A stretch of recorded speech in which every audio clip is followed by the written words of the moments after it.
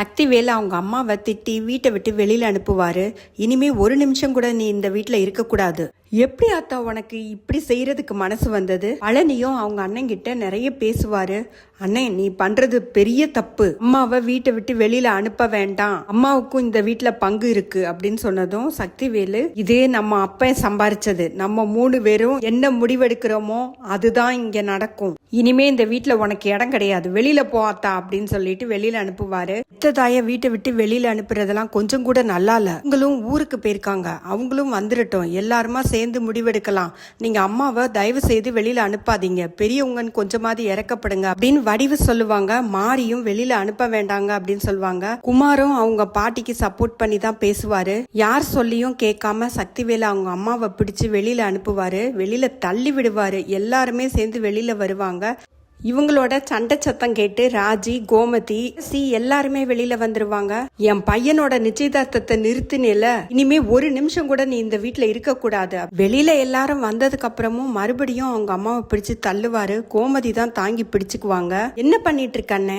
பெத்ததாய வீட்டை விட்டு வெளியில அனுப்புற, இந்த வீட்டு பொம்பளைங்களை ஒருத்தரா நீ வெளியில அனுப்பிச்சுக்கிட்டு தான் இருக்க, மனசுல என்ன நினைச்சுக்கிட்டு இருக்க அப்படின்னு சொன்னதும் சக்திவேலு கோமதியை திட்டுவாரு. ஏன் நீ மட்டும்தான் பேசுவியா? நாங்கெல்லாம் பேசக்கூடாதா? எங்க வீட்டு விஷயம், நீ தேவையில்லாம தலையிடாதன்னு கோமதிய சக்திவேல் திட்டுவாரு. கேட்டை தாண்டி வெளியில வந்துட்டா யார் வேணா எப்படி வேணா பேசலாம், வீட்டுக்கு உள்ள நடக்கிற வரைக்கும் தான் அது உங்க வீட்டு விஷயம், தெருவுக்கு வந்தாச்சுன்னா யார் வேணாலும் பேசலாம் அப்படின்னு சொல்லிட்டு கோமதியும் பேசுவாங்க.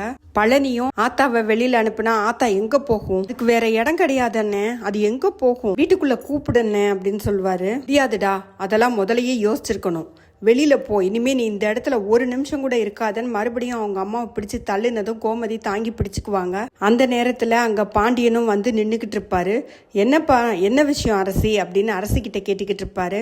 தேவையில்லாம சக்திவேல் பாண்டியனையும் திட்டுவாரு. வீட்டு பொம்பளைங்களை ஏவி விட்டு அதுல குளிர்காயிறியா அப்படின்னு சொல்லிட்டு திட்டுவாரு. சக்திவேல் திட்டுறதுதான் வழக்கமாகி போச்சு. அதனால பாண்டியன் அமைதியா பாத்துக்கிட்டே இருப்பாரு. சக்திவேல் மறுபடியும் அவங்க அம்மாவை பிடிச்சு தள்ளும் போது பாண்டியன், அத்தை நான் இருக்கேன்னு சொல்ல வருவாரு. அதுக்கு முன்னாடியே கோமதி, நான் இருக்கேம்மா, உனக்காக நான் இருக்கேன், நீ பெத்த மக நான் இருக்கேன், உன்னை தங்க தாம்பாளத்துல வச்சு தாங்குவேன், எங்க வீட்டை பொறுத்த வரைக்கும் நான் எடுக்கிறது தான் முடிவு, நீ வாமா, எங்க வீட்டுக்கு வா அப்படின்னு சொல்லிட்டு உள்ள கூட்டிட்டு போவாங்க. வீட்டுக்குள்ள போகும்போது கோமதியோட அம்மா திரும்பி பாண்டியனை பாப்பாங்க. பாண்டியன் உள்ள போக சொல்லிடுவாரு. அதனால உள்ள போயிடுவாங்க. கோமதி சண்டை போடும்போது எங்க வீட்டுல நான் எடுக்கிறது தான் முடிவு, அதை மீறி யாரும் எதுவும் சொல்ல மாட்டாங்க அப்படின்னு சொல்லியிருப்பாங்க. அதை கேட்டு பாண்டியனுக்கு சங்கடமா இருக்கும். என்னடா இவ மறுபடியும் இப்படி சொல்றாளே அப்படின்னு. கடையில போய் அமைதியா உட்கார்ந்துருப்பாரு. சரவணன் தான், அப்பா என்னப்பா ஆச்சு, என்ன ஏதுன்னு பேச்சு கொடுத்துக்கிட்டே இருப்பாரு. அம்மாச்சி வந்ததுல எனக்கு பெரிய சந்தோஷம்டா, அவங்க எனக்கு பெத்த அம்மா மாதிரி, அவங்க வர்றதையெல்லாம் நான் ஒன்னும் சொல்லலடா,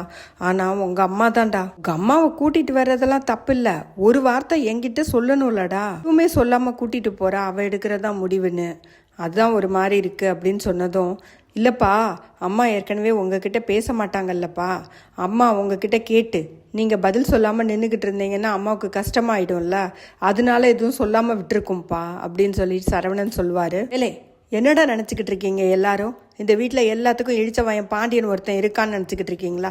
அப்ப இல்லப்பா, அப்படியெல்லாம் இல்லப்பா, நான் என்ன சொல்ல வந்தேன்னா அப்படின்னு சொல்லுவாரு. அதுக்குள்ள, போடா போய் வேலையை பாருடா, எல்லா பழியும் தூக்கி ஏன் மேல போட்டுருங்க அப்படின்னு சரவணனையும் திட்டி, நீ போய் என்ன வேலை பண்ணிக்கிட்டு இருந்தியோ அதை போய் பாருடா அப்படின்னு அனுப்பிச்சு விட்டுருவாரு. கோமதியோட அம்மா கோமதி வீட்டுக்கு வந்ததுனால கோமதியும் ராஜியும் நிறைய பலகாரம்லாம் சுட்டு எடுத்துட்டு வருவாங்க. எல்லாருமா சேர்ந்து சாப்பிடுவாங்க. கோமதியும் கதிரும் தான், எனக்கு ஒரு விஷயம் புரியவே இல்லாத்தா, நீ எதுக்குமா குமாரோட கல்யாணத்தை நிறுத்தின அப்படின்னு சொல்லிட்டு கேட்பாங்க. நான் எப்படி கோமதி நிறுத்துவேன், நான் நிறுத்தல, பொண்ணு வீட்டுக்காரவங்களுக்கு நடந்த விஷயம் எல்லாத்தையும் சொல்லணும்ல, நாளைக்கு பின்னாடி எதுவும் பிரச்சனை வந்துடக்கூடாதுன்னு சொன்னேன், இதை வச்சு அவங்க கல்யாணத்தையே நிறுத்திட்டாங்க, அதுக்கு நான் என்ன பண்ண முடியும் அப்படின்னு சொல்லுவாங்க. சரி விடு அப்படின்னு சொல்லிடுவாங்க கோமதியும். அதோட இன்னைக்கு எபிசோடு முடிஞ்சதுங்க.